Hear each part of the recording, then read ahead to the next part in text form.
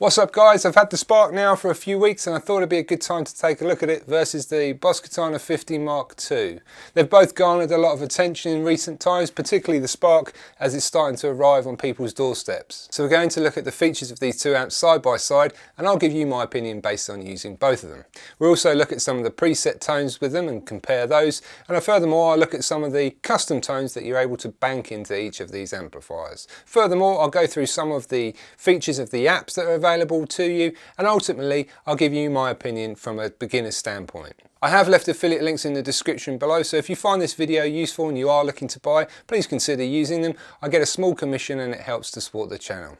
Okay, so let's get into this. So the first thing we're going to look at is cost. The Spark amp is currently $299 US at time of filming this. There are discount codes available if you have a search around. The Katana is $230, and both these amps have got similar features. So let's have a look at those. So the Spark amp is a modelling amp and it's marketed as a practice amp. The Boss Katana is a solid state amp with model effects. So the speakers within the Spark are stereo output. There's two 4-inch speakers that are plenty loud enough for playing at home, but they're not particularly loud for gigging. The Boss Katana on the other hand has one 12-inch single speaker and that is loud. I've played it its maximum loudness if you like at home and it's very loud. So it's too much for home really, but you have got power control where you can go from 0.5 watt to 25 watt to 50 watt. So it's an effective amp definitely. So the Spark has got a subtle styling and it's small, so it works well in a home setting, which is what you want considering it has Bluetooth capability. The Boss Katana is clearly an amp and looks pretty badass, but it wouldn't work that well in a family setting. I asked my wife that question and she said, well, I prefer the Spark clear and above the Katana in terms of looks. That kind of sealed it for me. The controls on the top of both of these amps is very similar. You've got the preset tones on the left there. You've got the equalizer where you can change the bass, the middle and the treble. And then you've got the effects area where you can play around with mod, delay and reverb, for example. And then in the final area, you've obviously got the output, basically the power that you're putting out of these amplifiers. And then you've got a bank channel at the top to set these tones how you want them. So what about the build quality? Well, both are pretty cheap but feel pretty substantial. I would say there are a few things with the Spark that aren't great, like the carry handle, the on and off switch and the music volume. They feel a bit small and flimsy and they could have been upgraded a bit. And then on the Boss Katana, this feels and looks a lot more solid than the Spark, which is exactly what you want with an amp that you can go and gig with. So both amplifiers have a guitar input and one headphone input, one auxiliary. The Katana has a phones out. The Spark has Bluetooth connectivity. The Boss Katana doesn't. The Spark has a tuner. The Katana doesn't. There's a metronome on the app with the Spark, but the Katana doesn't have a metronome. In terms of the weight of these two things, the Spark is 11.5 pounds, or about 5.2 kg. The Katana is 25.6 pounds, or 11.6 kg. So pretty much double what you get in there. So both of these amplifiers can be used as audio interface, and when I first got the Boss I tried it through Reaper and it was very low in terms of the output. There are controls that you can change within inside the Tone Studio to make that better, but it really wasn't that effective. So when it came to the Spark I was a bit dubious to how good it would be, but I used it with pre-Sony Studio One, which is what it kind of ships with effectively, and it's worked out really well. The levels are absolutely perfect. There are a few settings that you have to follow from the Spark website, but it's worked perfectly since I've used those. So the Spark does not currently work with a foot switch. Notice I said currently. I read this off their website, for that gives me the indication that there possibly could be a foot switch in the future.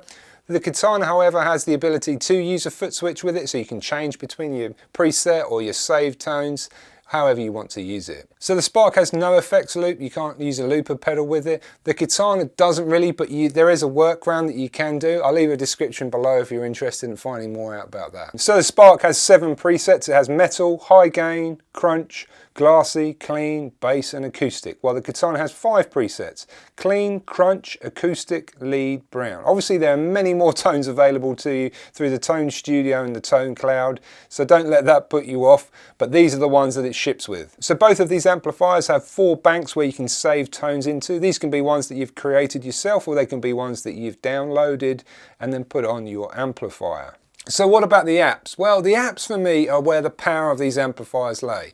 A lot of people say that you should get to know your amplifier and you shouldn't use an app, and you should just dial them in and learn about using the amplifier. So I get all that, but personally, when I'm just playing as a beginner, I just want to lock in a sound and then play and start practicing. I don't want to faff around with tones just yet. I am interested in them, but I feel like I want to get more proficient at playing the instrument and then kind of delve into that area, because otherwise I feel like I'm wasting time rather than progressing with my playing. So the Spark has an app that's available to tablet or phone, while the Katana has a desktop app. I do believe there's an Android version of that that you can use with the Boss Katana, but I haven't tried it out. One thing that I really enjoy about both of these amplifiers, downloading tones that other people have created that match kind of the song or the artist that I'm trying to replicate. So for example, using the Spark, this is a really, really easy exercise. You literally just search, put a name in, put the song name in or an artist name, and you're likely to get out a sound that comes similar to whatever they have.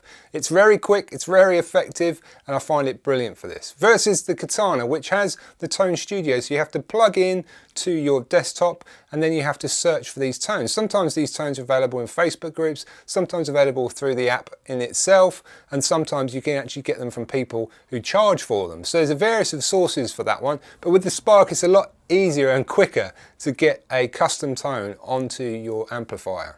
One thing I would say about that is though, there's thousands of people now who've got the Spark amplifier and they're all uploading their tones to the tone cloud. So I think over time this might become a mess unless they arrange it in a certain fashion that can help you. I have used the auto chords feature on this a few times, but it's not particularly one I love, and although it can take some of the chords from a song, it's not entirely accurate. So if you're expecting it to transcribe any song that you're interested in, you're going to feel a bit disappointed. But it gives you a good guide to what to start with, and if you've got a basic song to learn, it's likely to pick up the majority of what you need to know. One of the coolest features about the Spark app is the Smart Jam, where you can literally just set the BPM with tapping your finger, and then you can play some chord progressions, and then it sets a drum loop to effectively accompany you as you play. This is super cool, and if you're just noodling around and want to have some fun, you can actually spend hours doing it. I really enjoy it. The app also has voice commands, but to be quite honest with you, I find that redundant in this.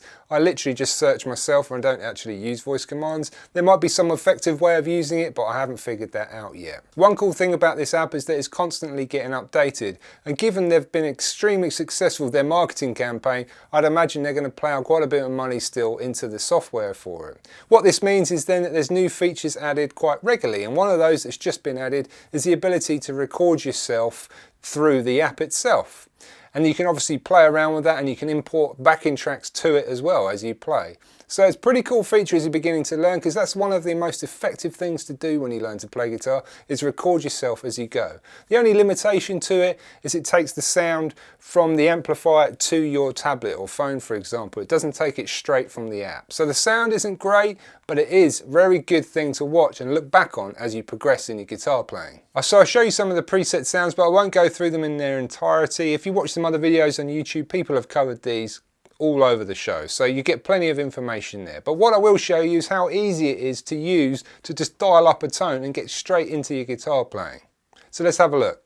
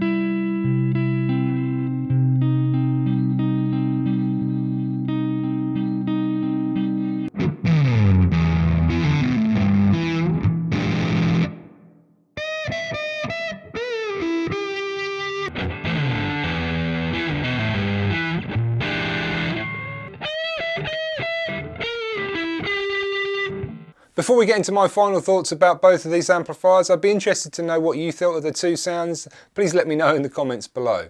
So overall, I think the Spark is a brilliant, small, portable amp that's a little heavy on bass, but has an absolute stack load of features that make it fantastic for a beginner. The Katana is also a brilliant practice / gigging amp, and it's louder, bigger, heavier, but it also has slightly less bass. So both are very good guitar amplifiers. Overall, from a beginner's standpoint, if you're looking just to play at home or perhaps jam with a few friends and have no intention of gigging, then I think the Spark is the one for you. It's easy to use from the get-go, it's decently loud for its size, and its tones and versatility and multi-function use from the app mean it's well thought through and delivered. Sure, there are some issues with the amplifier, and these are getting ironed out as time goes on. But if I was to start again and have a choice of either one of these as a beginner, this wins it every time. So there you have it, guys. Hopefully this has helped you out, and if it has and you've enjoyed the video, please give it a thumbs up, and I'll catch you in the next one. Cheers.